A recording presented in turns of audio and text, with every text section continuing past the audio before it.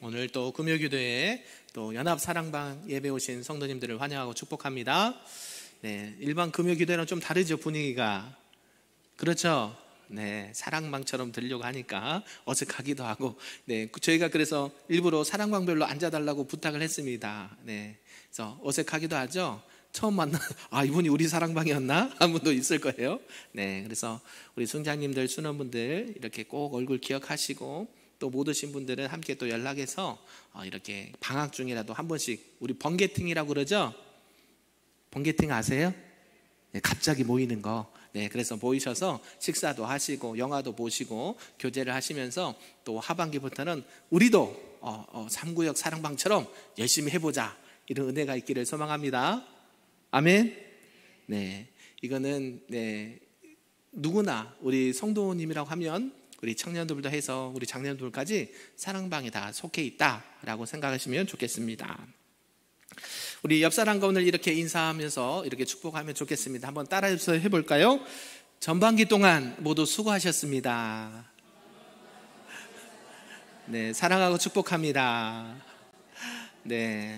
쉼 없이 달려왔습니다. 저도 오늘 이제 아시는 분들 연락도 취하면서 이제 조금 한숨 쉽니다, 이렇게 인사를 했어요.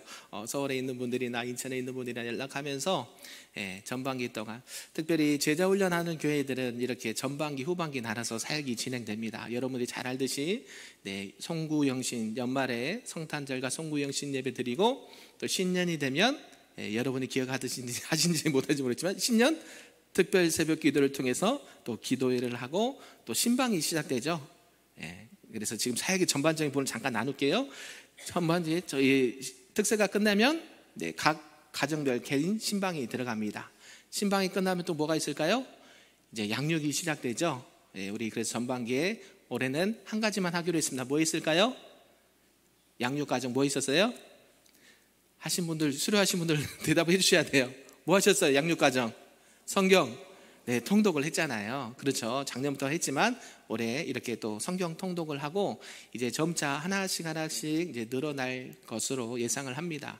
여러분들이 일단은 그렇게 신방을 통해서 은혜를 받고 또 교회와 여러 가지 사역들을 통해서 전반기가 달려왔습니다.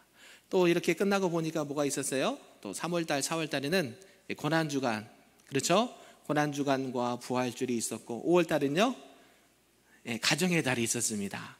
가정의 달. 그래서 너와 내 집은 누구만을 섬기겠다?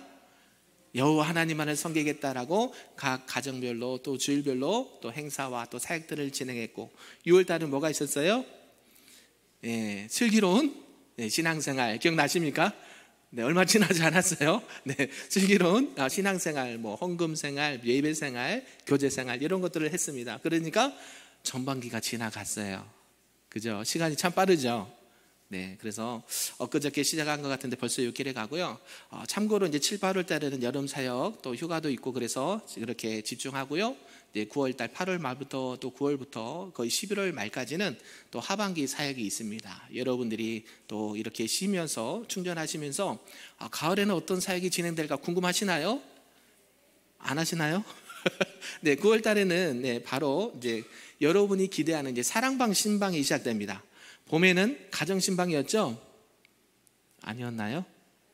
봄에는 가정 신방, 각 개인별로 가정별로 신방했다면 가을에는 이제 사랑방 신방을 해요. 그래서 목사님 제가 가서 예배도 인도하면서 이 사랑방 식구들과 함께 사랑방에 대해서 좀 나누고 앞으로 이 사랑방이 어떻게 기도하고 어떻게 나갔으면 좋겠다는 것을 듣고 함께 기도하는 시간이 있습니다.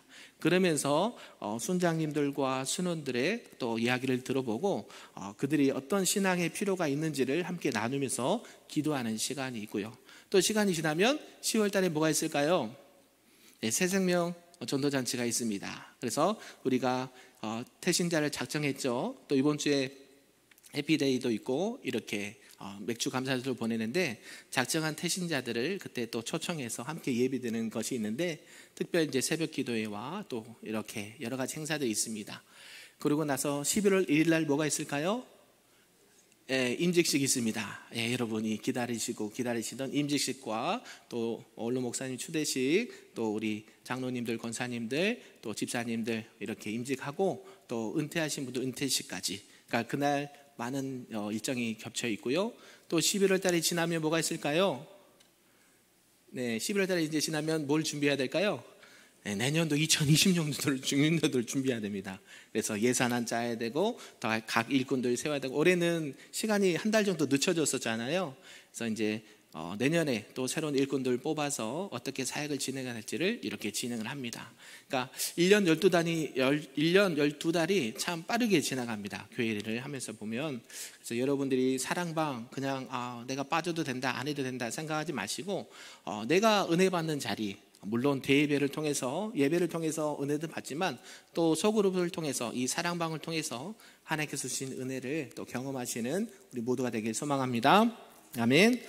오늘 말씀에 보면 제목이 뭐냐면 한번 따라서 해볼까요? 우리가 꿈꾸는 사랑방. 아멘. 그렇습니다. 오늘 제목은 이제 우리가 꿈꾸는 사랑방이라는 제목으로 말씀을 좀 보겠습니다. 아까 좀 전에도 말씀 들었듯이 세상이 참으로 빨리 지나갑니다. 그죠? 마음도 바쁘고 일도 바쁘고 관계도 바쁩니다. 이전에는 보니까 지역마다 각 동네마다 사랑방이 하나쯤은 있었다라는 것이죠. 그곳에서는 서로 이웃끼리 김치도 나누고 또 담소를 나눴던 따뜻한 공간이었습니다. 그런데 지금은 같은 아파트에 살아도 옆집에 누가 사는지 또 모를 만큼 서로 낯선 시대가 되었다라는 것이죠. 이런 시대와 상황 속에서 우리 주님은 오늘 히브리서 말씀을 통해서 이렇게 말씀합니다. 형제 사랑하기를 계속하고 손님 대접하기를 잊지 말아라 라고요.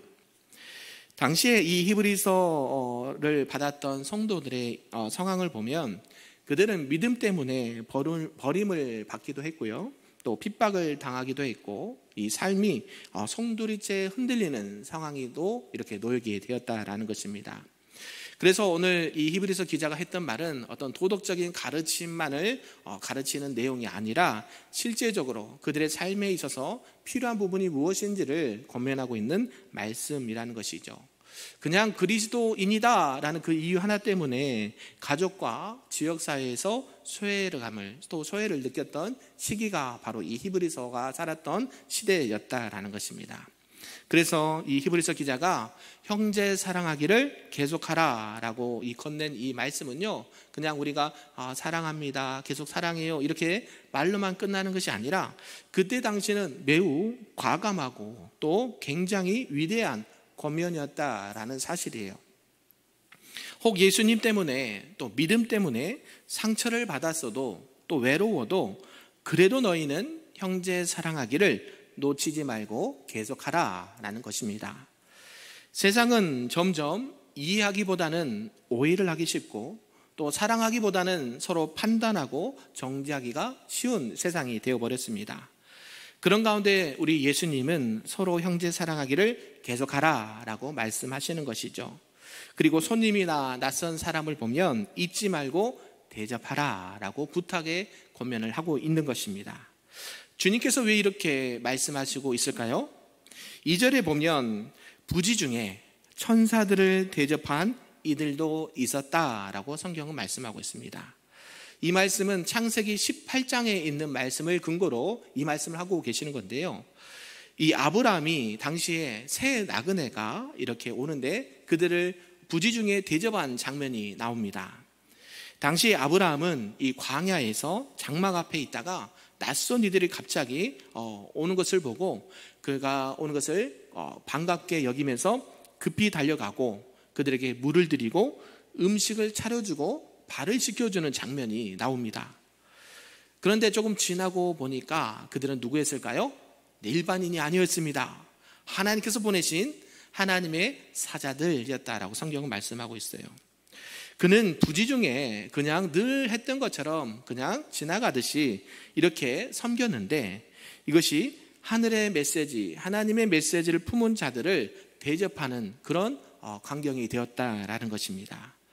그래서 우리는 이러한 것을 볼 때에 그냥 나도 부지 중에 대접했을 뿐인데 라고 생각할 수 있지만 이것 또한 하나님께서는 그러한 순간을 통해서도 역사하시는 분이 우리 하나님이다라는 사실을 기억하셨으면 좋겠습니다.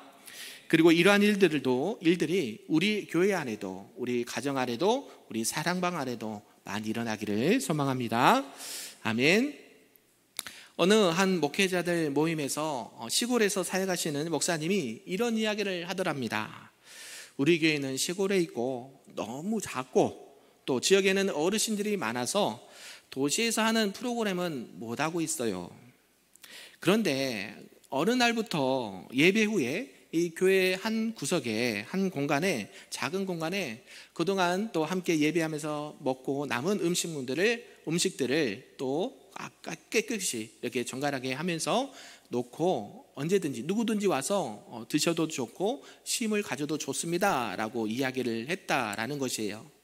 그런데 그런 상황 가운데 처음에는 모두가 어색해하고 이렇게 삐죽삐죽 거리다가 낯설어 했는데 시간이 좀 지났습니다. 시간이 점차 지나다 보니까 동네 분들이 이 교회 뒷문을 통해서 한 분, 두 분 왕래하는 것을 보았다라는 것이에요. 나중에 보니까 그 조그만 공간이 이 어르신들과 지역 주민들의 사랑방이 되었다라는 것입니다. 그냥 다른 말씀이 없어도요, 그냥 여기가 좋다, 여기가 따뜻하다라고 여기면서 누구든지 자유롭게 왕래하는 공간이 되었고, 또 그러한 모임을 통해서 예수님도 믿게 되는 그런 역사가 일어나게 되었다라고 간증을 하는 것을 들었습니다. 사랑하는 성도 여러분, 하나님이 바라고 원하시는 사랑방은 어떤 사랑방일까요? 화려한 공간이 아닙니다. 그냥 서로 마음의 문을 열고 또 사람이 쉬어가는 것, 또 성도들이 함께 쉼을 얻고 서로를 위로하고 격려하는 곳이 바로 사랑방이다라는 사실입니다. 그리고 예수님의 따뜻한 마음과 또 사랑이 흐르는 것이 사랑방이다라는 사실을 기억하셨으면 좋겠습니다. 그래서 오늘 말씀을 통해서 우리가 꿈꾸는 사랑방, 어떤 사랑방이 되면 좋겠는가 몇 가지로 좀 살펴보겠습니다. 우리 따라서 해볼까요? 사랑방은 사랑으로 숨쉬는 곳입니다. 아멘. 네, 사랑방 하면 여러분은 어떤 이미지가 떠오르세요? 아까 말씀드렸지 그런 이미지도 떠오를 수도 있는데요. 사람들이 그냥 3, 4, 5 모여서 함께 모여서 담소도 나누고 또 먹을 것도 먹으면서 이렇게 서로 정을 나누는 곳으로 생각할 수 있다라는 것이죠. 공간이 그리 크지 않아도 좋습니다. 넉넉하지 않아도 되고 그 안에는 이렇게 여러 거치장스러운 곳이 없어도 됩니다. 그냥 그 안에는 따뜻한 마음과 또 사랑하는 마음이 있으면 된다라는 것이죠. 때로는 된장찌개 냄새도 나고 때로는 누구를 기다리는 설렘도 있고 때로는 웃음과 울음이 함께 공존하는 것이 사랑방이다라는 것이에요. 사랑방을 여러분이 이제 깊이 나누다 보면 웃을 일도 있고 때로는 안타까운 일도 있어요. 왜냐하면 전에 사역을 하면서 보면 좋은 일만 있으면 참 좋겠는데 그렇지 않은 일들도 일어나거든요. 자녀들이 갑자기 사고가 나서 아니면 질병이나 실직이나 이런 안타까운 일들을 담당하게 되면 누가 내 마음을 알아줄까요? 네, 하나님은 대답이 없으세요. 그죠? 하나님이 앞에 부르짖으면 그냥 하나님이 그래 내 마음 안다 이렇게 마음만 주시지 사람에게 위로받을 수 있는 공간이 없다라는 것이에요. 우리가 하나님께서 위로해 주신 것도 감사한데 때로는 뭐가 필요해요? 네, 하나님의 형상으로 지음받은 같은 순원들과 함께 나눴던 그 하나님의 사람들이 서로 그것을 이해해주고 공감해주면서 서로 기도해주는 것이 그런 사랑방의 모습이었다라는 것을 알 수가 있습니다. 그래서 오늘 본문에서 이 주님께서 말씀하시는 사랑, 바로 그 따뜻한 숨결이 오고 가는 곳에 있는 곳이 사랑이었다라는 것을 말씀하고 있어요. 그래서 형제 사랑을 계속하라 라고 말씀하고 있는데 이 계속하라 라는 말의 언어를 살펴보았더니 이것은 단순한 반복이 아니라 중단 없이 쭉 이어서 계속하라 라는 말씀이에요. 좋을 때만 사랑하고 어려울 때는 멈추는 것이 아니라 어때요? 좋을 때든지 또 어려울 때든지 쉬지 말고 그 사랑을 계속 이어서 가라라는 권면의 말씀이라는 것이죠. 아까도 말씀드렸듯이 이때 시대적 상황과 배경은 초대교회 성도들은 믿음 때문에 또 예수님 때문에 친족들과 멀어져서 생활을 했고요. 직장을 잃기도 했고 유대 회당에서 쫓겨나기도 했다라는 것입니다. 공동체 안에서조차 서로 상처를 주고 받는 일도 많았습니다. 그런 현실 속에서 형제 사랑하기를 계속하라라는 말씀은, 이 명령은 현실적이면서도 깊은 의미가 있는 말씀이었다라는 것이에요. 쉽게 말하면 지금은 사랑하기 어려운 때이지만 그럴 때일수록 진짜 사랑이 필요한 때다라고 권면하고 있는 것이에요. 우리가 요한복음 21장에 보면 예수님께서 부활하신 이후에 이 디베라 바닷가에서 베드로를 다시 만나는 장면이 나오고 있습니다.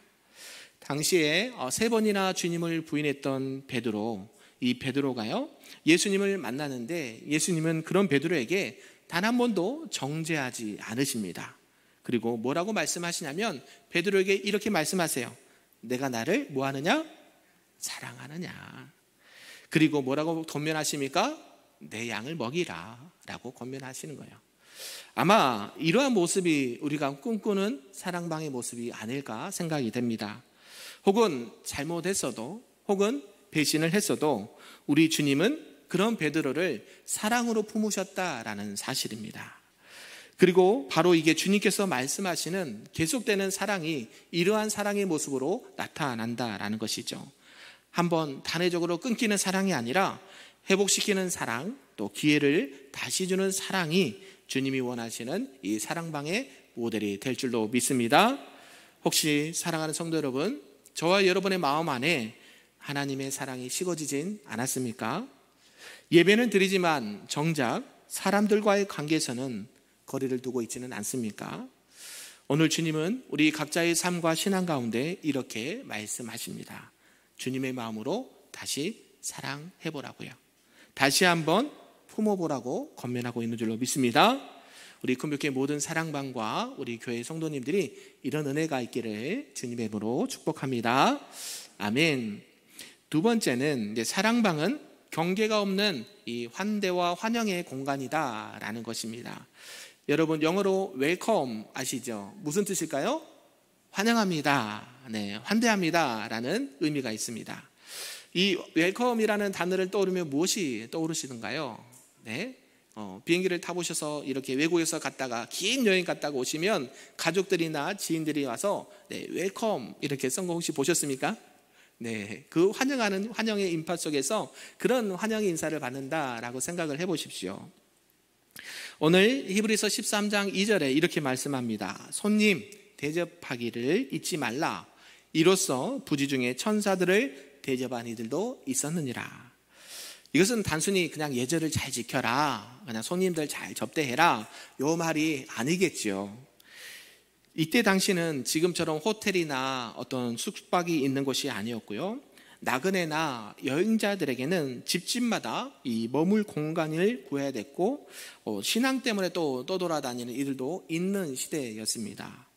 그런 시대에 우리 주님께서는 손님 대접하기를 잊지 말라라고 권면을 하고 있다는 것이죠. 굉장히 파격적인 명령입니다. 쉽게 말하면 어떤 의미냐면, 손님들이 오면 여러분 이 무더운 여름에 손님이 오면 집에 오면 어떠신가요? 좋기도 하지만 한편으로는 불편하기도 합니다. 더워서 땀도 많이 흘리는데 여름에는 그래서 저희가 신방을 안 가요. 네, 땀 많이 흘려서 시원하게 입고 있는데 신방 온다고 생각해 보십시오. 얼마나 부담되겠습니까? 마찬가지예요. 지금 이러한 불편을 감수해서라도 손님 대접하기를 잊지 말아라 라고 권면하고 있는 거예요. 아까 말씀드렸지, 아브라함이 장막에 앉아있을 때 멀리서 보니까 낯선 나그네 3명이 오는 것입니다. 그런데 그때 당시에 아브라함이 어떻게 반응을 하냐면 그들을 향해서 막 뛰어갑니다. 뛰어가고 이 상황을 봤더니 아브라함은 나이가 이때도 많을 때였습니다. 최소한 몇 세였을까요? 네, 99세. 여러분 99세 어르신이 막 뛰어가는 거예요. 지금 낯선 분들 통해서 뛰어가면서 그들에게 물도 주고 발을 씻겨주면서 여기서 쉬십시오라고 이렇게 환대하는 것을 보고 있다라는 것이죠. 그런데 이 나그네들이 누구였습니까? 아까 말씀드렸듯이 하나님께서 보내신 하나님의 사자들이었다라는 것이죠.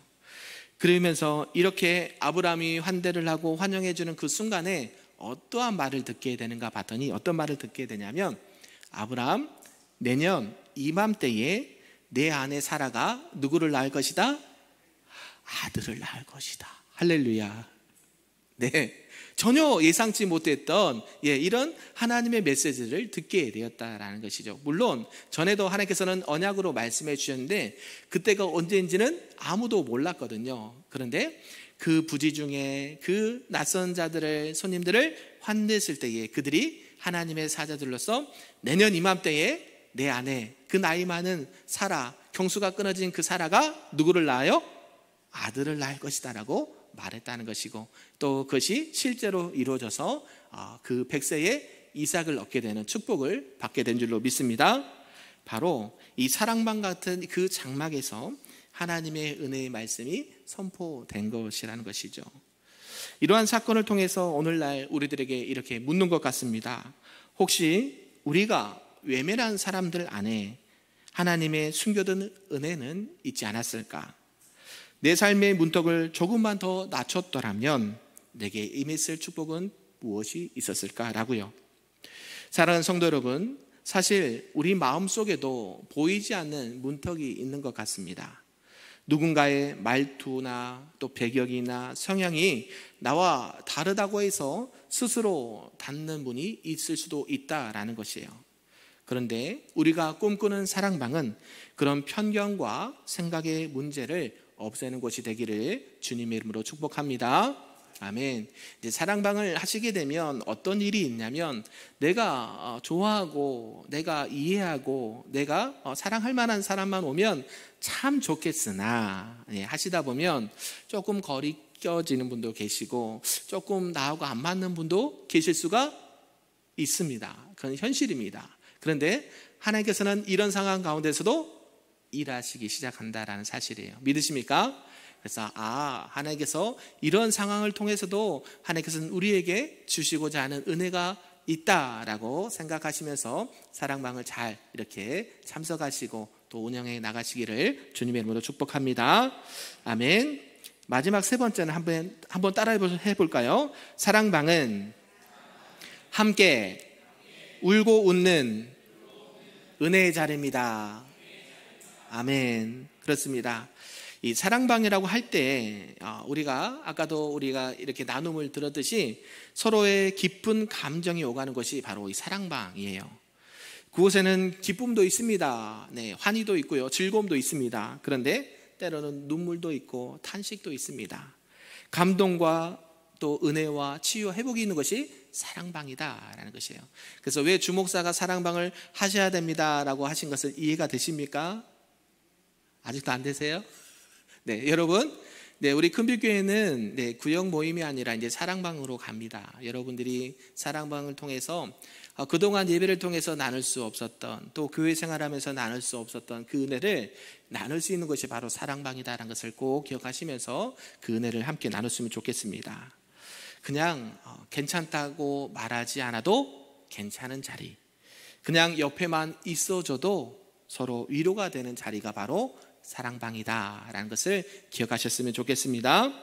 그래서 히브리서 기자는 이 형제 사랑과 이렇게 환대를 말한 뒤에 이어지는 말씀들 속에서 이 실천적인 삶을 강조하고 있습니다. 그 중에서 이 공동체 안에서 함께 아파하고 함께 기뻐하는 것이 얼마나 중요한지를 나누고 있다라는 것이죠. 사도 바울도 이렇게 로마서 12장 15절에는 이렇게 권면하고 있습니다. 즐거워하는 자들과 함께 즐거워하고 우는 자들과 함께 울라. 이 말씀이 듣기에는 되게 쉬운 것 같습니다. 그러나 굉장히 어렵습니다. 특히 이 말이 언제 많이 들려준 줄 아시죠?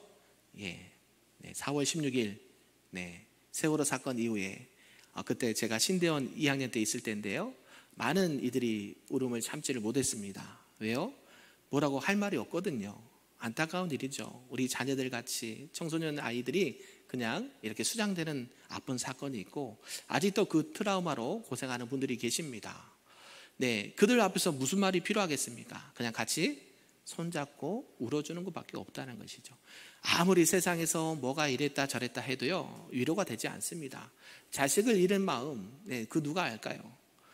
우리가 이렇게 여러 가지 전쟁의 참사도 얘기하지만 내 자녀가, 내 자식이, 내 남편이 죽음을 맞이했다라고 하면 무슨 위로가 있을까요? 아무것도 없죠. 그냥 그 옆에서 함께 울어주는 것밖에 없어요. 사랑방이 그 역할을 감당한다는 것입니다. 우리가 기뻐하면 서로 막 그래 잘됐다 칭찬하고 박수치지만 안타까운 일들과 탄식할 일들이 생긴단 말이죠. 누가 알겠습니까? 우리가 지금 살아가는 것이 하나님의 은혜고 함께 그 사랑을 나눌 수 있는 것이 영적인 가족 아니겠습니까? 그래서 누군가 웃어주면 함께 웃어주고 누군가 울면 그 옆에서 눈물을 같이 흘려주는 것이 사랑방의 모습이다라는 것이죠. 그래서 우리가 꿈꾸는 사랑방은 이런 사랑방이 되기를 주님의 이름으로 축복합니다. 아멘. 요한복음 11장에 보면 죽은 나사로 무덤의 앞에서 눈물 흘리시는 예수님을 볼 수가 있습니다. 분명히 예수님은 나사로를 어떻게 하실 것입니까? 어떻게 하실 것 같아요, 여러분? 장사 지내줄 것 같아요? 나사로를 어떻게 하실 것 같아요? 다 알고 계시잖아요. 죽은 나사로야 뭐하랴? 나오너라, 살아나라. 그러면 어때요? 나올 것을 이미 알고 계시는데 굳이 예수님이 그 무덤가 앞에서 지금 울고 계시는 거예요. 이상하지 않을까요? 네. 아니 예수님 그냥 살려주시면 되지 왜 우세요? 할 수도 있는데 예수님은 그 나사로의 무덤가 앞에서 그 우는 가족들 앞에서 같이 우시는 것을 보게 됩니다. 왜 주님은 우셨는가 봤더니 이것은 죽음 앞에 인간적인 아픔을 또 사랑하는 이들의 고통을 함께 공감하셨기 때문이에요. 예수님은 그분의 능력을 먼저 드러내기보다 그 하나님의 사람들의 마음을 서로 어루만지고 계시는 것을 알 수가 있습니다. 아까 말씀드렸잖아요. 슬픔과 애통 가운데 있는 사람들 앞에서 무슨 말이 필요하겠습니까? 그냥 같이 손잡고 울어주는 거예요. 그때 어때요? 상처와 아픔이 치유된다는 것이죠. 주님께서는 그걸 분명히 하셨고 그런 다음에 어떤 일을 하셨습니까? 나사로야 나오너라. 아멘. 그러면서 죽은 나사로를 살리시면서 그 주님이 하나님의 아들 메시아이심을 선포하신다는 것이죠. 이런 것이 바로 우리가 배우고 싶고 따르고 싶은 주님의 마음인 줄로 믿습니다. 우리가 꿈꾸는 사랑방이, 우리 금빛교회 모든 사랑방이 이런 기쁨과 은혜를 함께 나누는 건강과 또 시간이 되기를 주님의 이름으로 축복합니다. 아멘. 말씀을 좀 정리하겠습니다. 내 삶에도 내 신앙의 여정 속에도 그러한 사랑방이 하나쯤 있어야 되지 않을까 우리가 생각했으면 좋겠습니다. 더 나아가 누군가가 또 내가 그러한 사랑방이 되어줄 수만 있다면 또 우리 교회가 그런 사랑방이 있다고 한다면 얼마나 좋겠습니까? 우리 금빛교회 모든 사랑방과 우리 순자님과 순원들, 우리 청년들까지, 우리 주일학생들까지 이런 하나님의 은혜를 함께 나누는 따뜻하고 생명력이 넘치는 우리 금빛교회 모든 성도님들과 사랑방 되기를 주님의 이름으로 축복합니다. 아멘. 기도.